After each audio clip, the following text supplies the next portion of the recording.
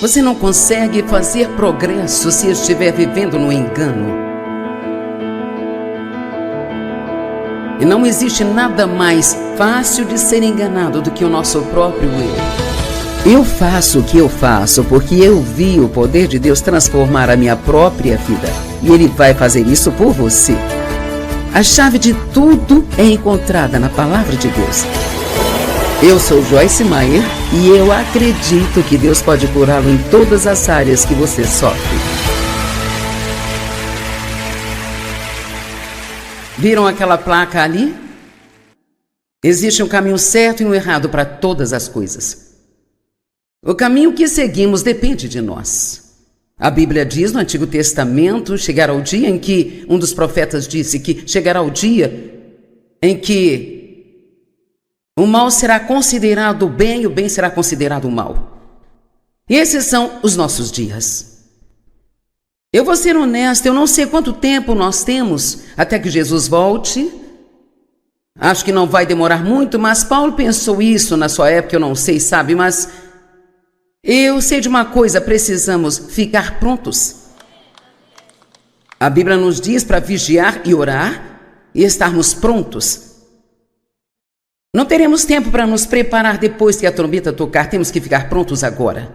E se houve um momento na história em que você deve levar a sério o seu relacionamento com Deus, este é o momento. Chega de brincadeiras, chega de bobagem, chega de hipocrisia. É hora de aprendermos a fazer as coisas da maneira certa. Quando seguimos o caminho errado, nos perdemos. E tem muitas pessoas perdidas no mundo que estão perdidas porque fizeram a coisa errada a vida toda, sabe? Mas isso pode ser revertido. E é incrível. E não acontece da noite para o dia, mas no momento em que você entrega a sua vida a Deus, você recebe a Cristo e entrega a sua vida a Ele, tudo começa a mudar. E cada decisão certa que você toma desfaz uma das erradas que você tomou antes. Então, eu quero que você fique com a imagem desta placa na sua mente e cada decisão que tiver que tomar, lembre-se que há dois caminhos a percorrer, um é o caminho do diabo e o outro é o caminho de Deus. E precisamos seguir o caminho de Deus.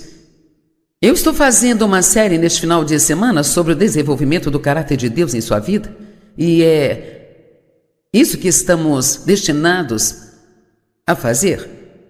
Vou ler uma escritura hoje que diz que estamos destinados a sermos moldados à imagem de Cristo. Comecei a falar sobre isso ontem, eu falei muitas coisas boas, gostaria de poder voltar e repetir, mas não posso. Mas eu terminei falando a respeito de sofrimento e maturidade espiritual. A escritura favorita de todos, o sofrimento. Eu quero ler esta escritura porque eu quero te dar uma explicação um pouco melhor. 1 Pedro 4, 1 e 2. Assim como Cristo sofreu na carne, todos digam na carne. E quando falamos de sofrimento na carne, não estamos falando de crianças morrendo com câncer, não estamos falando de tragédias, acidentes e perda de entes queridos, não estamos falando desse tipo de coisa. O diabo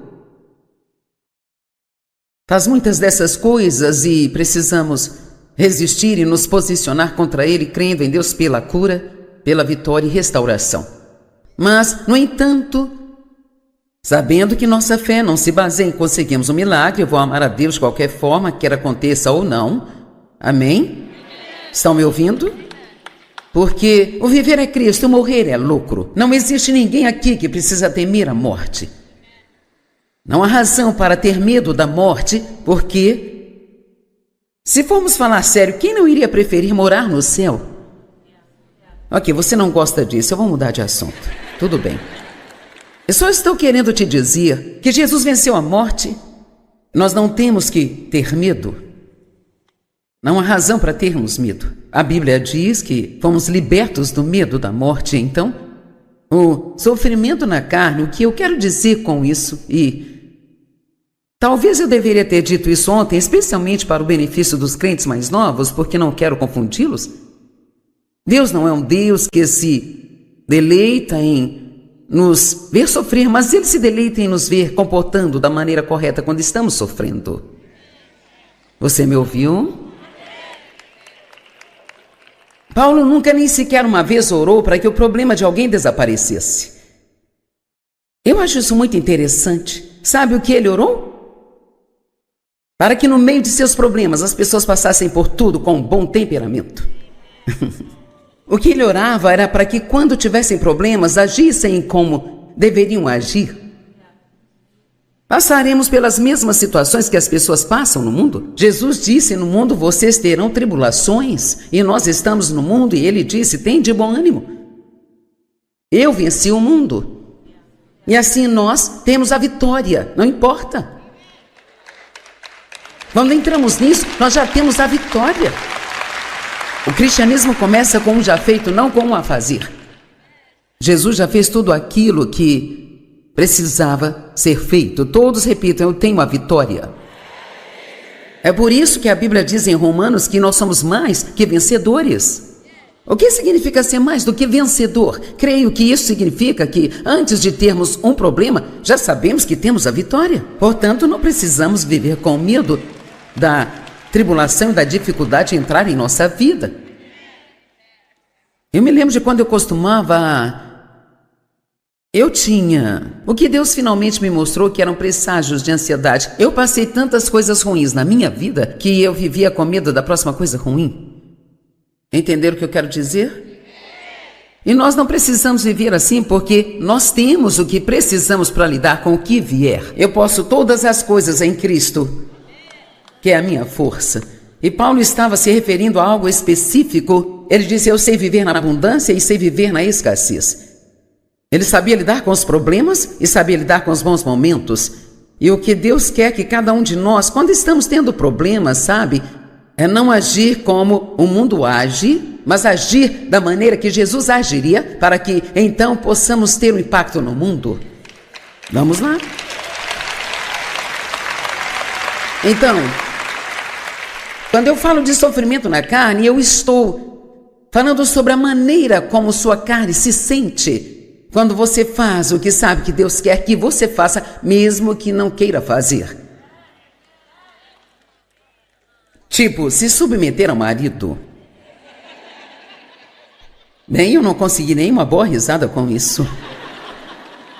Cara, eu me lembro de como eu costumava, sabe, minha carne doía. Quando o Dave me dizia para fazer algo que eu não queria fazer e Deus me dizia para calar a boca e simplesmente fazer. Foi difícil. Ou que tal ser gentil com alguém que maltratou você? Então, é disso que eu estou falando. Ok. Amai-vos com o mesmo pensamento e propósito, sofrer pacientemente em vez de deixar de agradar a Deus. Então Ele quer que tenhamos essa mentalidade. Sabe, eu não quero sofrer, mas se eu tiver que sofrer para agradar a Deus, eu sofrerei. Nós vimos essa resposta quando Jesus esteve no Getsemane, em Mateus, por 3 vezes, 1, 2, por 3 vezes, Jesus voltou e orou: Pai, se possível, passe de mim este cálice. Eu só consegui entender isso há alguns meses. Jesus não queria ir para a cruz, ele não queria. Mas ele sempre orava: no entanto, seja feita a sua vontade e não a minha. Então ele estava sempre dizendo: eu não quero fazer isso, e tudo bem se você disser a Deus: eu não quero fazer isso, mas eu vou fazer porque eu te amo. Estão comigo? Não quero fazer isso, mas vou fazer porque eu te amo. Eu faço muitas coisas que eu preferia não fazer porque eu amo a Deus e sei que é o que Ele quer que eu faça, e quando eu faço, a minha carne sofre. Ok. Há coisas a se resistir e coisas a se submeter. Eu disse ontem no final, eu disse que eu realmente não sofro mais, sabe? Isso porque eu aprendi a não brigar pelas coisas. Não são as coisas que nos deixam infelizes, é lutar contra elas o tempo todo. É tentar mudar algo sobre o qual você não pode fazer nada. Quanto sofrimento eu passei porque eu tentei mudar o Dave. Não deu certo. Eu não queria que ele jogasse golfe, não queria que gostasse de esportes, porque eu não gostava, bem. Ele não mudou. Agora ele assiste a esportes que nem pratica, ele está gostando de tênis, ele nunca jogou tênis em sua vida, sabe? Eu não tenho ideia de quantos esportes ele assiste, mas se quicar ou rolar, ele assiste. Eu tentei mudar os meus filhos. Oh, meu Deus, eu trabalhei tanto com os meus filhos.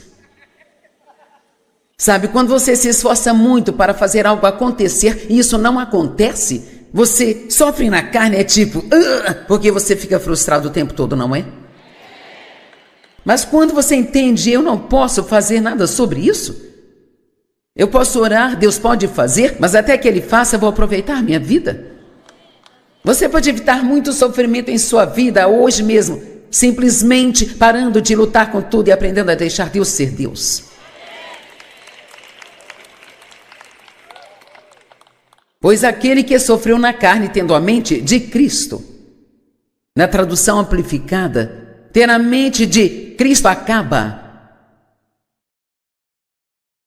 com o pecado intencional e para de agradar a si mesmo e ao mundo, e agora agrada a Deus. Eu amo isso. Você não consegue pecar de propósito.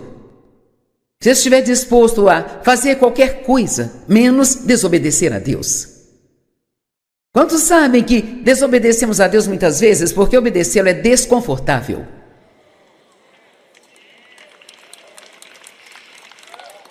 Bem, eu tenho o dia todo, então.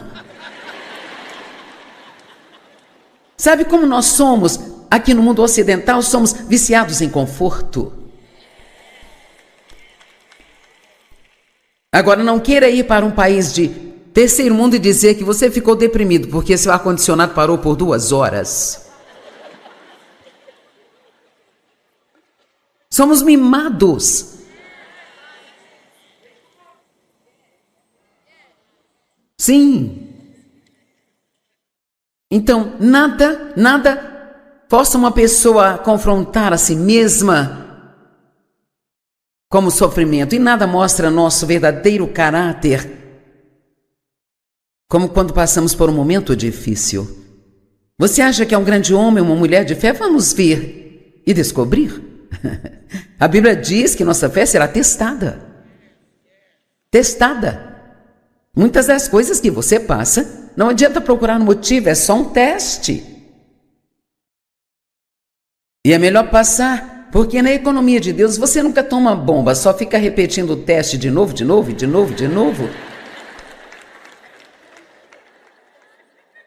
Então é melhor passar por isso e vencer logo? Tiago 1, 2 a 4. Considerai como motivo de alegria, meus irmãos, sempre que envolvidos ou encontrados em provações, ou passar por várias tentações, tenha certeza e entenda que a prova e a aprovação da sua fé produzem resistência, firmeza e paciência. Bem sabe, isso trouxe muitas coisas para mim antes de eu receber um pouco de paciência. Quantos sabem que as provações podem fazer brotar em você coisas feias que você nem sabia que estavam lá? Amém? Sabe, quando eu estava aprendendo sobre fé e eu achava que a fé era para receber tudo que eu queria, se você quer algo, ore e creia em Deus por isso. Mas eu era muito estúpida naquela época. Eu fico feliz por Deus amar as pessoas mesmo quando elas estão sendo estúpidas. Eu não sabia de nada, sabe? Eu estava crendo em Deus por um casaco de pele, agora essa era a última coisa que eu precisava. A última coisa que eu precisava, eu tinha todos esses problemas internos, eu estava crendo em Deus por um casaco de pele. Hoje eles não são tão comuns, mas na época eram, sabe? E eu tinha uma amiga que eu amava, mas nem sempre gostava dela. Quem sabe o que eu digo? Um dia, ela tocou minha campainha e estava com uma caixa grande. Ela disse: você não vai acreditar no que Deus me deu, Joyce. E ela entrou e abriu a caixa e era o meu casaco de pele. Eu pensei, com certeza o anjo entregou a caixa na casa errada. E veja, eu achava que eu era muito mais espiritual do que ela.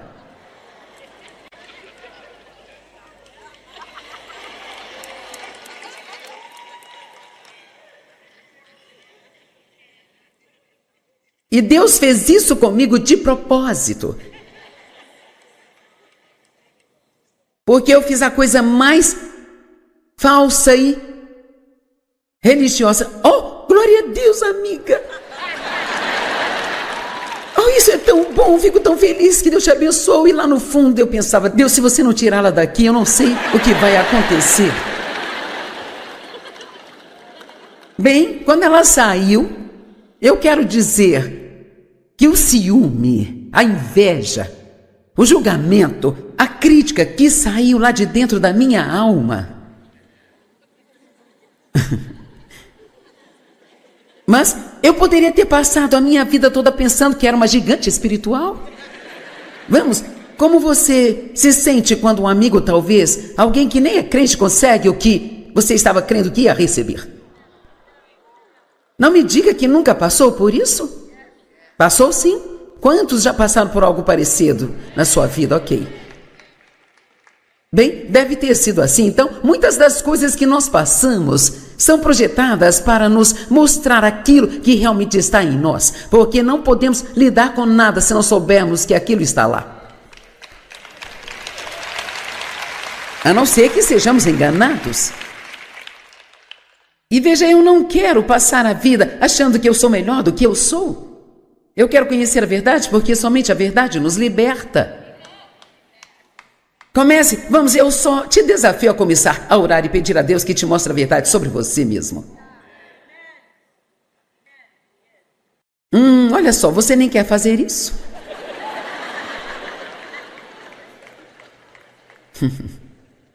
Não é a verdade sobre outra pessoa que vai libertá-lo. É a verdade sobre você. Eu achava que todos os problemas na nossa vida era culpa do Dave. Um dia eu estava orando para que Deus mudasse o Dave. E Deus interrompeu minha oração. Acredita nisso?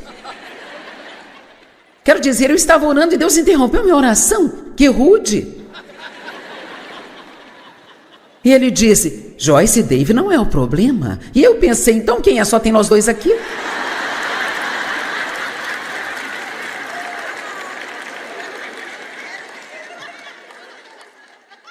E assim Deus abriu os meus olhos sobre como era difícil estar debaixo do mesmo teto comigo. E eu chorei por 3 dias.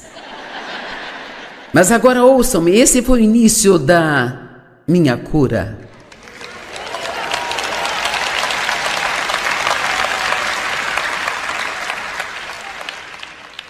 Você não consegue fazer progresso se estiver vivendo no engano.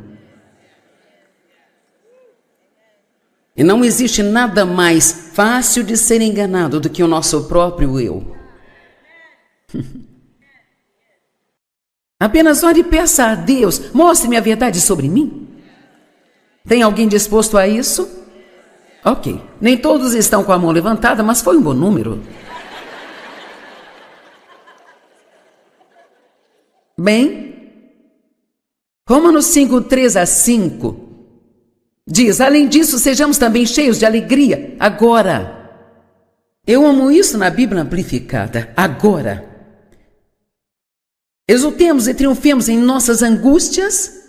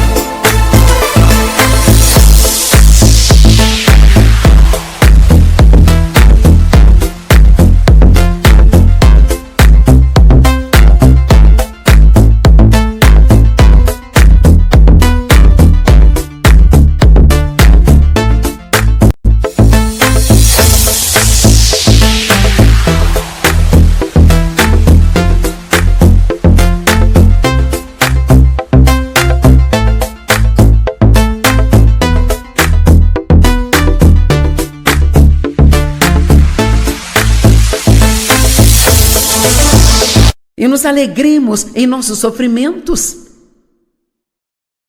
Não sei, talvez você pule todas essas escrituras, mas eu decidi parar de pular as escrituras que eu não gosto e realmente confrontá-las, e eu decidi ser ousado bastante para ensiná-las e não apenas escolher as escrituras que acho que farão as pessoas gostarem de mim. Amém? E não é meu trabalho fazê-lo gostar de mim, esse é o trabalho que Deus me deu. O meu trabalho é dizer o que acredito que Ele quer que eu lhes diga. Jesus disse: as palavras que eu falo são somente as palavras que o Pai me fala. Eu vou ter que ficar diante de Deus um dia e prestar contas desse trabalho que Ele me deu para fazer. Eu vou ter que dar-lhe um relatório, sabendo que a pressão, a aflição e as dificuldades produzem paciência e inabalável resistência. Resistir significa que você consegue suportar muita coisa. E sabe, eu aguento muito mais coisas hoje do que eu aguentava. Tem alguém assim também? E que tal as coisas que costumavam atrapalhar você? Agora essas mesmas coisas podem acontecer e nem te incomodar? Bem, as coisas que estão te incomodando hoje não vão te incomodar daqui a 4 ou 5 anos. Derrame isso para Deus, eu quero me livrar disso. Amém? Uma das coisas durante o problema que você sempre deve dizer a si mesmo é: e isso vai gerar algo de bom em mim.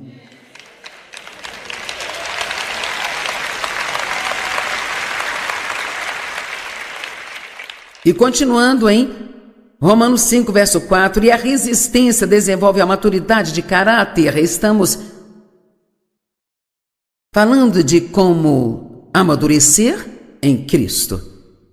Fé e integridade aprovadas, e o caráter desse tipo produz o hábito da esperança alegre e confiante da salvação eterna. Então, quando você tem o caráter de Deus em sua vida e não tem medo de cada probleminha que vem para você, e assim você consegue se manter feliz no meio disso, porque sabe que Deus é um Deus bom.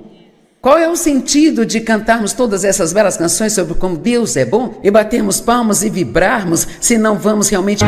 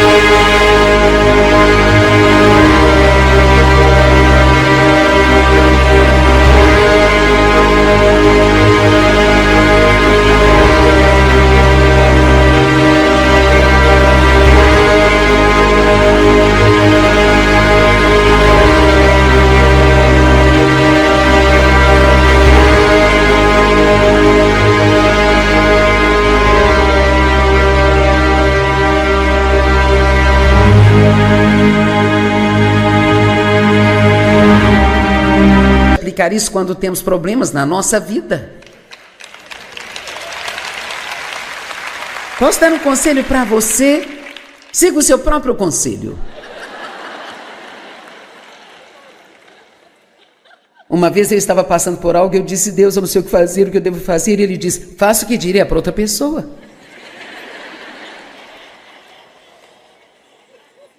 Você sabe a resposta? E só tem uma coisa que nos impede de fazer isso, é porque isso dói, sabe? E queremos estar confortáveis.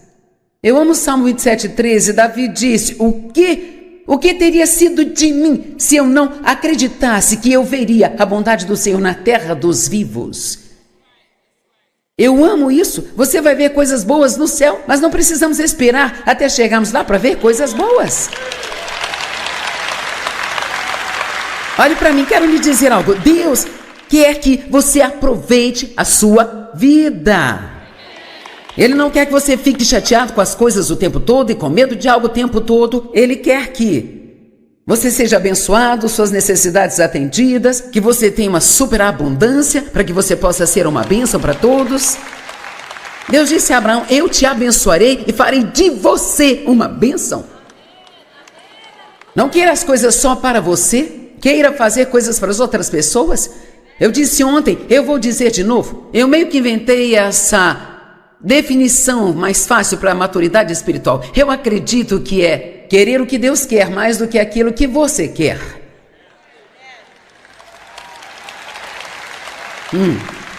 É engraçado quando eu digo essas coisas, sabe? Ouvindo quem bate palmas e como as palmas são altas e olha para mim tipo assim.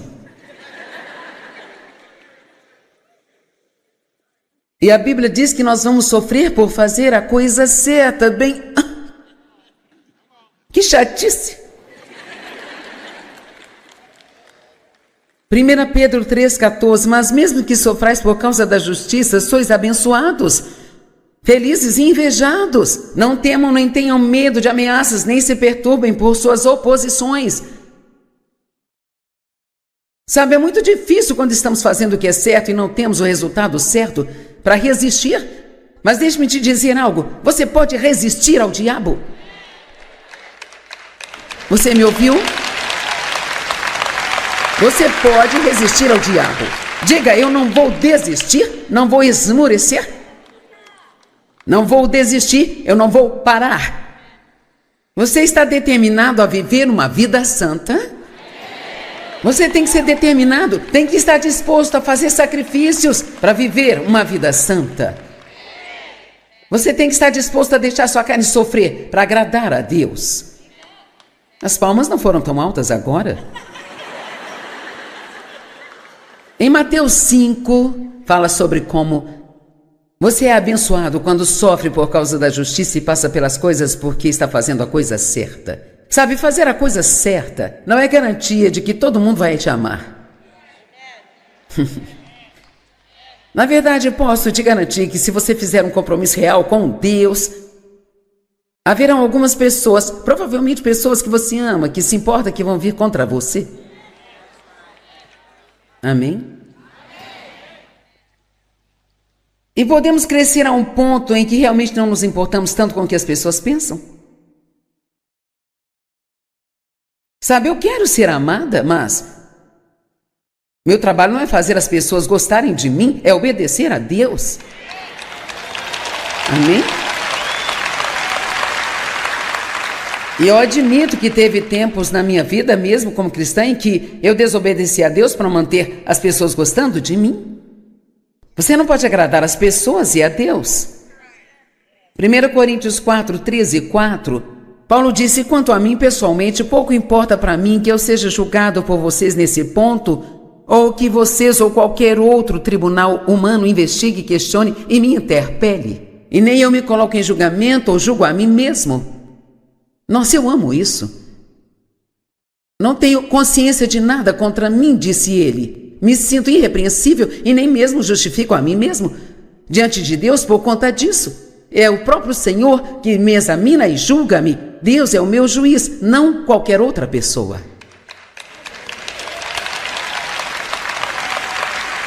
Sabe quando você é realmente livre? Quando não tem mais necessidade de impressionar ninguém.